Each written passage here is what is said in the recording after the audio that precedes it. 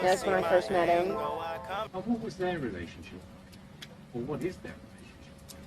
Thank you. On the outside, he's very charismatic, so it seems very loving, and there's no doubt in my mind that she loves him, and I know. Well, our favorite thing was this ice cream shop that unfortunately I just found out yesterday closed down.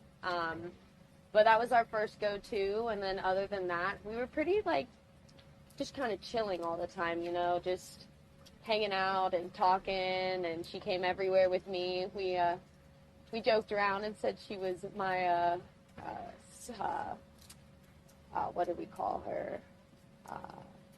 Emotional service human. Because everywhere she went, just always cheering me up, And how? It was about the second time we hung out. I went over to her house, either second or third time, and he was hanging out there, and that's when I first met him. What was their relationship? Or what is their relationship? Thank you. On the outside, he's very charismatic, so it seems very loving, and there's no doubt in my mind that she loves him, and I know that, and from how I've always seen it, he loves her. Of course, like any relationship, there was arguments, and she come stay at my house when there was arguments just to get away from it, and I didn't ask much questions because if she wanted to tell me, she could tell me, How many times did she come and stay with you? I couldn't give a number, but I mean, within the first year, I want to say at least 7 to 10 times. Do you remember any one particular incident that you were particularly upset about? Yeah, well, we were supposed to go line dancing. It was ladies' night, and her drive is about 30 minutes to me, and halfway there, she realized her ID was missing, and so it caused a really big argument because Brian just didn't want her to go out, and it was a jealousy issue, and it caused a huge argument between them, and she came over and cried and just talked to me about what happened and told me all that she was comfortable telling me. Did you feel that their relationship was getting more problematic? I do believe that their relationship, as they kept going on, was getting a little, problematic. Just seemed like there was more and more arguments, and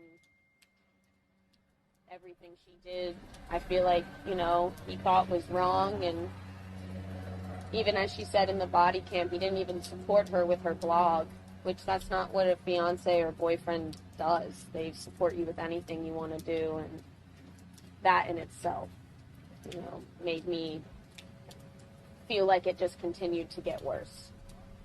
Brian is not talking to the police. What's your message?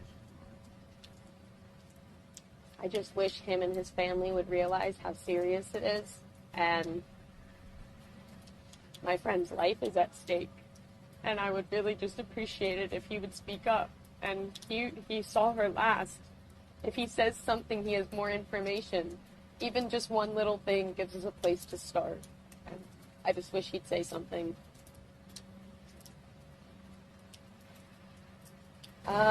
If anybody knows or sees any information or thinks they have any information, please say something. We're relying on you to say something. That's all we can do right now is hope that people say something. I want to find my... Robert, thank you. Now to the growing mysteries surrounding the Gabby Petito case. She is the 22-year-old woman who was last seen on a road trip with her boyfriend, who is also now missing.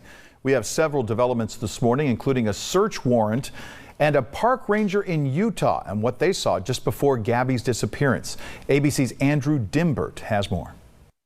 The investigation into the Gabby Petito case taking another dramatic turn as new evidence reveals growing tensions between Gabby and her boyfriend Brian Laundrie. On Monday, the FBI swarmed Laundrie's family home in Florida 1 day after agents in Wyoming found human remains believed to be Petito's. Police are calling Laundrie a person of interest in her disappearance after he returned from the couple's cross-country road trip on September 1st without Gabby. Laundrie refused to speak to investigators and has not been seen since last Tuesday. And now a search warrant is revealing the odd final text message from Gabby's phone to her mother. It reads, "Can you help Stan? I just keep getting his voicemails and missed calls." Stan is Gabby's grandfather, and Gabby's mother says she never called him Stan, suggesting Gabby may not have sent the text. Other messages between Gabby and her mother show there appeared to be more and more tension between her and Laundrie. In the meantime, authorities have released the 911 call made when someone in Utah claimed to have seen a domestic dispute between the couple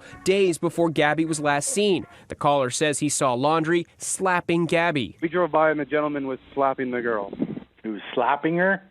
Yes, and then we stopped.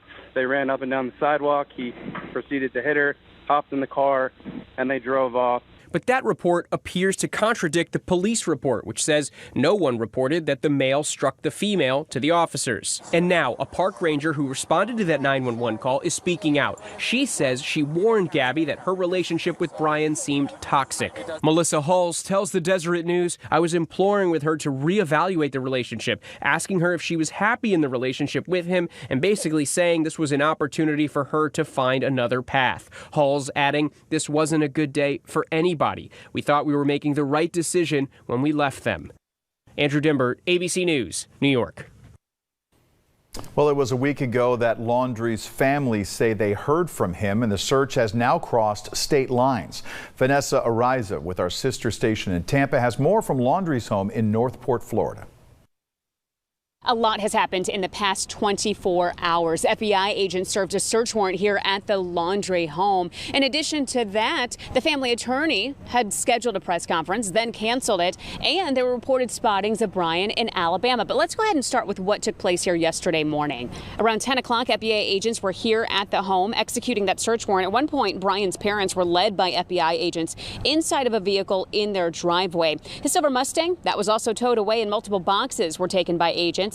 Now, the search warrant will allow authorities to look through electronic devices that may give clues as to what happened or where Brian may be. There were reports that he was seen in Alabama. Authorities checked it out, but they did not find any evidence of that. Now, there have been questions as to how Brian could have slipped away without anyone noticing and why a search warrant took this long to obtain. We spoke with a former FBI agent who we should note is not connected to this case to get his perspective. He says in order for agents to make moves, there has to be probable cause. Given the discovery of the body and a strong belief that it is, in fact, Gabby, that increases the amount of probable cause sufficiently for a judge to issue a search warrant for the Laundrie home. Laundrie's family attorney was slated to give a press conference in New York this afternoon. However, last night, he says after he spoke with FBI agents, he says it was in the best interest of the family to cancel that press conference. In Northport, I'm Vanessa Ariza.